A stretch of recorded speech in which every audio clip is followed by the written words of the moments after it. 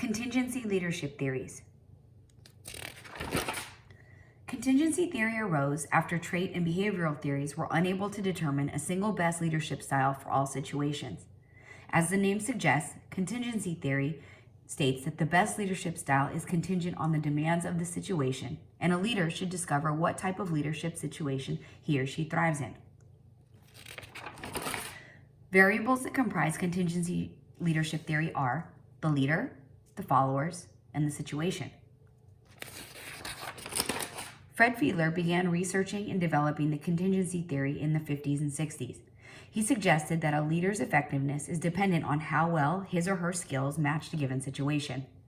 He believed leaders possess a specific skill set made up of their personality and behavioral traits, and certain leaders are better equipped to lead in different work contexts. He did not believe leadership styles changed, but instead, if a leader was ill-equipped, they should change the context of their job. Contingency leadership model is used to determine if someone's leadership style is task or relationship oriented, and if the situation matches a leader's distinct style. Fiedler believed leaders were either task-oriented or relationship-oriented. To assess this, he created the LPC, or least preferred coworker scales. From here, Fiedler determined the degree to which a situation permits a leader to exert influence over their followers. The more control a leader possesses, the more favorable the situation. The three situational variables are leader-member relations, task structure, and position power. These factors exist on a continuum, ranging from very unfavorable to very favorable for the leader. From these factors, a decision tree, known as contingency leadership model, can determine if relationship or task-oriented leadership is most appropriate.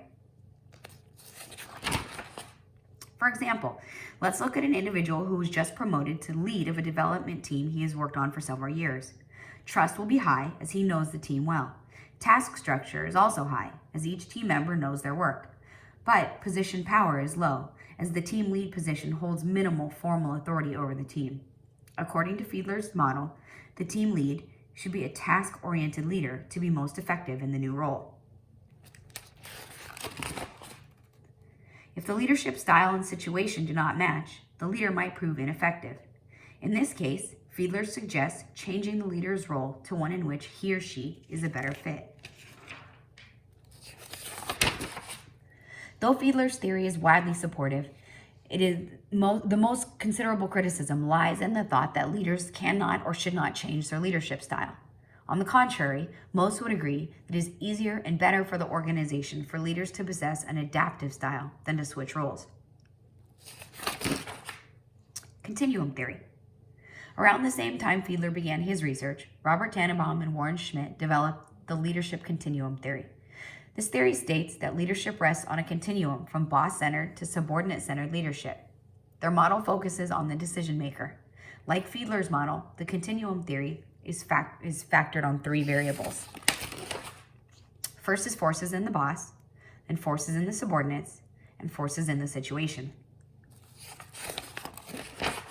From these variables emerged the leadership continuum model, which offers leaders 7 styles to choose from, ranging from participative to autocratic.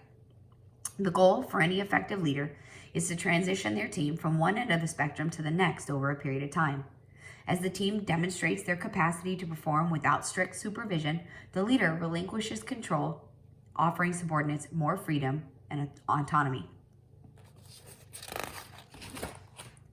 The continuum model has not undergone the same rigorous testing and research as Fiedler's contingency theory and has been harshly criticized based on the subjectivity of the 3 factors.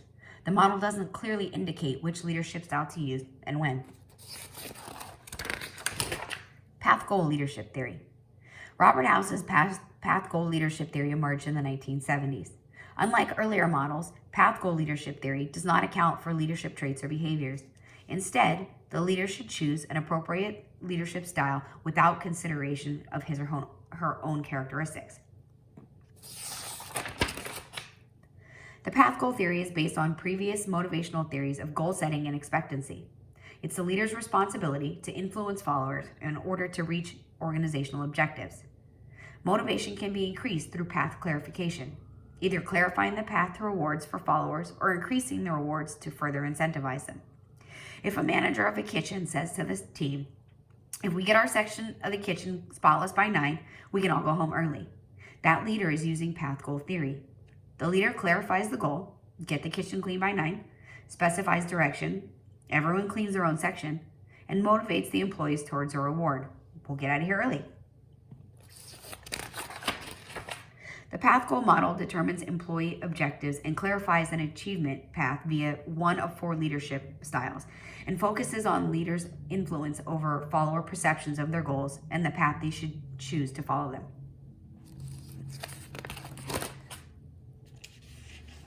Situational factors used to determine the appropriate leadership styles relate to subordinates and environment. Based on these situational factors, the leaders can choose one of 4 leadership styles: directive, supportive, participative, or achievement-oriented. Research into path goal is inconclusive. Though it helps researchers identify useful situational variables, it receives criticism for complexity and ambiguity regarding which style to choose and when. Leadership substitutes theory. What about situations when a leader isn't needed? Sometimes a team is so high functioning it can lead itself, and some organizations have even shifted to self-managing teams after deciding the role of leader is not always necessary.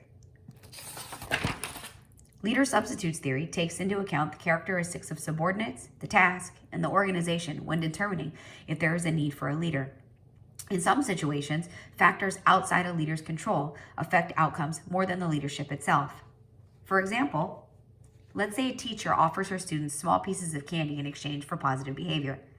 However, it's now the day after Halloween, and students have pocketfuls of their own candy. Her leadership capabilities are now diminished, as the reward offered is no longer effective.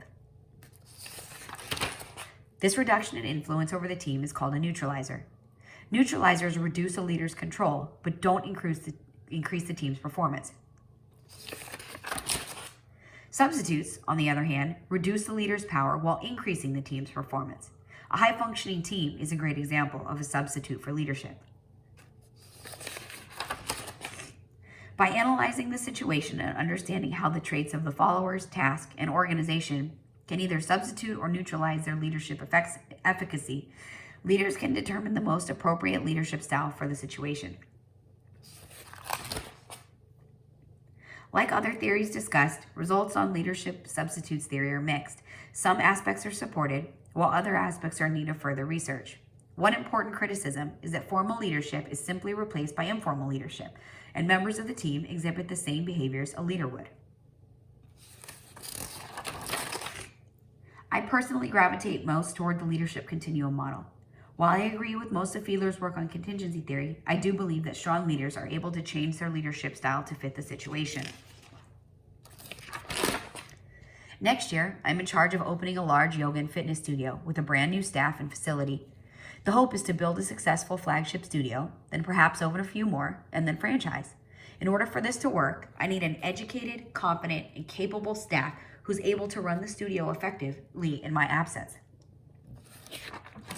My goal is to set up teams in each department that can be taught to eventually function on their own. We will start with autocratic leadership, where I train the staff, instill company values, and set an example. Though I will gradually ask the team for their input, I will need to approve decisions and have final say in the beginning. After a few months, I hope team leaders will emerge and I can begin delegating more responsibility to them and offering them more freedom. As employees show me they are comfortable in their roles and can successfully make decisions that would mirror my own, I truly hope to relinquish control little by little until each team is high functioning enough to operate without me most of the time. Contingency theories tell us that there simply isn't a best leadership style for all situations. It's up to each leader to understand their own traits and behaviors, the traits and behaviors of their followers, the work, and the environment. Only then can a leader choose a leadership style most effective for their given situation.